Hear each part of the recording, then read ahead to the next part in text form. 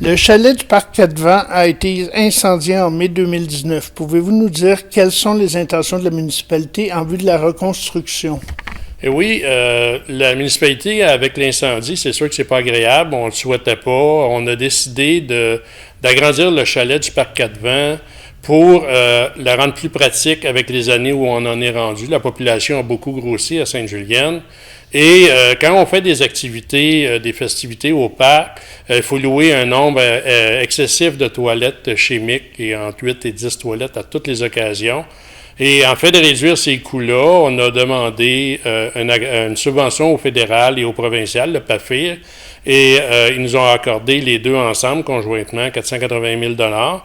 Il y a une partie qui va venir des assurances. On va installer plus de systèmes sanitaires, dont des toilettes, des urinoirs à l'intérieur du chalet, et on agrandit légèrement la salle pour être capable de rentrer plus de monde.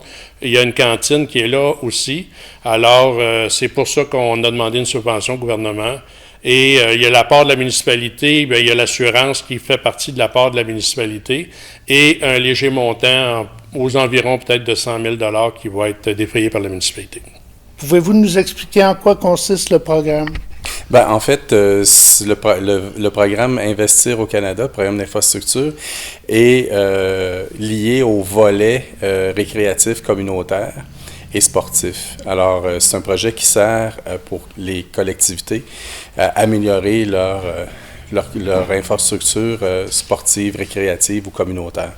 Et donc, présentement, il faut d'abord se classer. Et je voudrais d'abord féliciter la ville de Sainte-Julienne qui s'est classée et donc a présenté un projet au mérite. Et donc, c'est pour ça que ensuite le palier fédéral peut investir.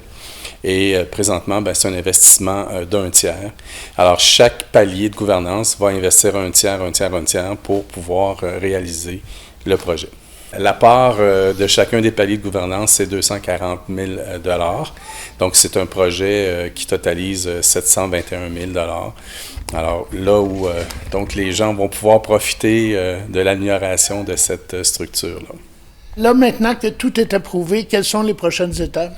Là, les prochaines étapes, on a donné un mandat à un architecte qui est CDLL qui va faire les plans pour agrandir et insérer les installations sanitaires à l'intérieur du chalet et conserver nos jeux d'eau aussi. Tout le mécanisme des jeux d'eau est à l'intérieur du chalet, ce qui enlevait beaucoup de place dans le chalet.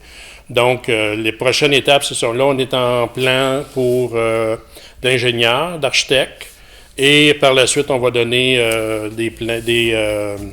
une soumission. On va aller en soumission pour donner le projet à un contracteur qui va faire la construction. Bien, bravo, merci. Merci, bonne fin de journée.